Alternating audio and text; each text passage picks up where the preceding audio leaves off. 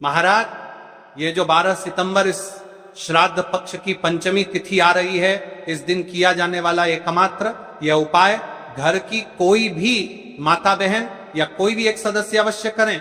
श्राद्ध पक्ष की पंचमी मात्र 5 आटे के दीपक। महाराज, यदि हम श्राद्ध पक्ष में एक दीपक प्रज्वलित करते हैं, उसका हमें 100 गुना फल प्राप्त होता है, क्योंकि यह हमारे पितरों तक जाता है। तो ये पंचमी पर मात्र 5 आटे के दीपक अपने घर के विशेष स्थान पर प्रज्वलित करने के पश्चात ओम पितृ आय नमः इस मूल मंत्र को बोलते हुए लगा दीजिए। जिस घर में यह उपाय होगा उसे घर में स्वयं माता लक्ष्मी विराजमान होगी और जीवन में कितना सुंदर कहा है, पितृदोष काय से समाप्त होता है। तो स्कंद पुराण में लिखा, घर का 1 लोटा पानी भरो, 1 कलश में जल भरो, अपने घर में घूमो और उस पानी को ले जाकर शंकर जी को चढ़ा दो, क्योंकि शिवलिंग पर चढ़ाएंगे तो वो पानी जलाधारी से जाएगा। जलाधारी क्या है? माता जी का हस्तकमल, पार्वती जी का हस्तकमल। तो ये संपूर्ण, जब शिव परिवार वहीं पर है तो तुम जब पानी चढ़ाओगे तो वो पार्वती को लगेगा। और पार्वती इतनी खुश होती है कि पितृलोक में अपने पितरों को कहती, अपने पिताजी को कहती है, पिताजी इसके घर का जल मेरे पास में आया है, इसके पितरों को दे देना। शिव महापुराण की कथा कहती है, अग्नि पुराण कहती है, स्कंद पुराण कहती है कि शंकर पर 1 लोटा अगर पानी आप प्रतिदिन चढ़ा रहे हो तो पितरों को तर्पण की भी जरूरत नहीं पड़ती, क्योंकि उनको पानी स्वयं पार्वती जी अपने पितृलोक में भेज देती है।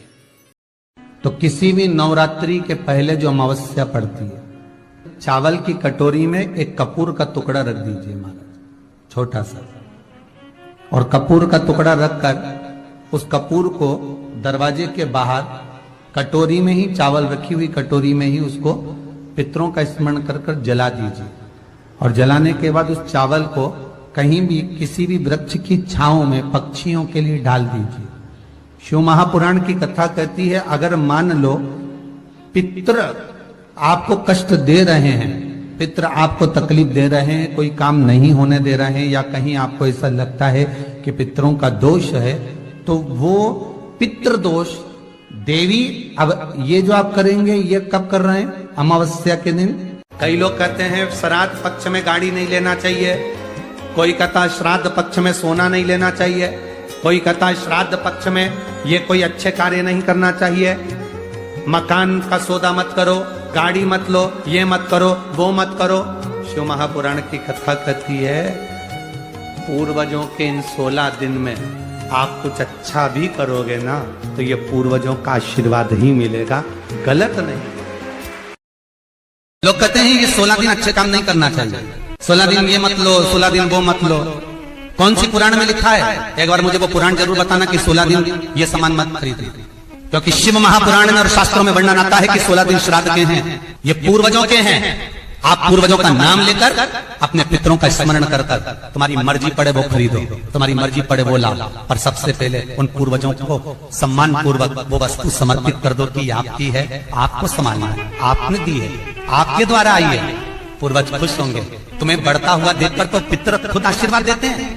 कौन माँ होगी जो अपने बच्चों को बद्दुआ देगी? कौन पिता होगा जो अपने बच्चों को बद्दुआ देगा? अगर माता पिता अपने बेटे को गाली भी देते हैं, बद्दुआ भी देते हैं, तो बाद में रोते हैं, तो क्या मरने के बाद पितर तुमको बद्दुआ देंगे? नहीं, पितर आशीर्वाद देते, बस इतना जरूर कहते हैं कि मैं छोड़कर गया था, मैं तुझे देकर गया था, मुझे भूल क्यों गया? तो अन्न का भाग देता क्यों नहीं है? क्योंकि आप उसके पुत्र हो, आप उसके संतान हो, आप उसके वंशज हो, आपसे ललकता है। 16 श्राद्ध में ऐसा नहीं है कि कोई पुण्य का कार्य नहीं करना चाहिए, या ये मत करो, या फ्रिज मत लाओ, या नया मकान मत लाओ, या प्रॉपर्टी का सौदा मत करो, या ये मत करो, वो मत करो।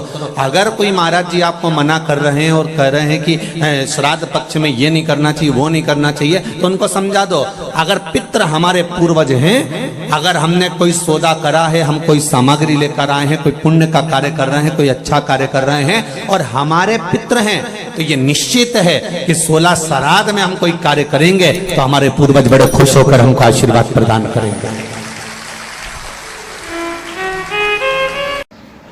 16 दिन श्राद्ध के होते हैं और 16 दिन श्राद्ध में से कोई भी एक दिन श्राद्ध का जो तुम्हारी मर्जी पड़ जाए, जिस दिन तुम घर में फ्री हो, जिस दिन तुम्हारी मर्जी पड़ जाए, जिस दिन तुम्हारा मन कर जाए, उस दिन वृषकपि, विषकपि नाम लेकर एक रोटी में थोड़ी सी शक्कर या गुड़, थोड़ा सा चावल, थोड़ा सा अगर चावल नहीं हो तो खीर बन जाए तो ज्यादा अच्छी है, रोटी के अंदर रखकर वर्षकपि या विषकपि भगवान शंकर का एक अवतार नाम लेकर अपने दरवाजे के बाहर खड़े होकर जो गौ माता को श्राद्ध पक्ष में 16 श्राद्ध में, श्राद्ध पक्ष में घर में अगर गंगा का जल हो, आपके घर में अगर गंगा जल रखा हो, श्राद्ध पक्ष में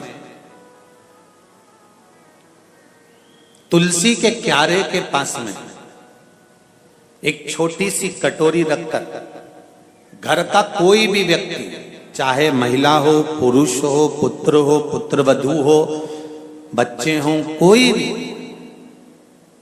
हथेली में गंगा जल लेकर अपने पूर्वजों का स्मरण कर और वो गंगा जल काशी विश्वनाथ के नाम से अपने पूर्वजों का नाम लेकर वो कटोरी में अगर 5 बार या 7 बार छोड़ देता है तो उसके पूर्वजों को पिंडदान और तर्पण की जरूरत नहीं पड़ती, उनको मोक्ष प्राप्त हो जाता है।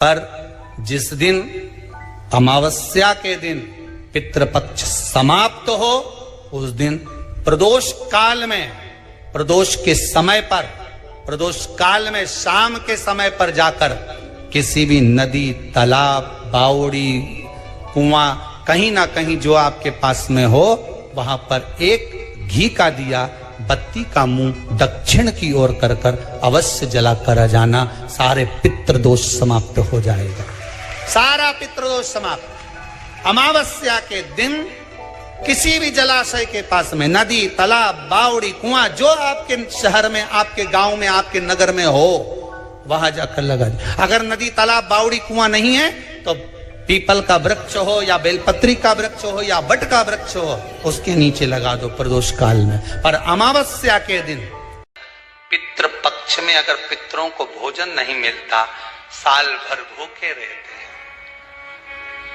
दूसरे पितृ जो खाकर आते हैं, उनकी जो राल टपकती है, उनका जो कफ गिरता है, हमारे पितृ वो चाटते हैं। वो चाटते हैं तो बद्दुआ देते हैं कि मैं इतना भरा पूरा छोड़ कर आया था, इतना देकर आया था, कम से कम आज मुझे कंडे पर घी और शक्कर ही छोड़ देते, गुड़ का ही भोग लगा देते, कम से कम मुझे राल चाटने को तो नहीं पड़ता। बद्दुआ देते हैं साल भर, इसलिए घर में सुख नहीं रहता, शांति नहीं रहती, पैसा नहीं टिकता।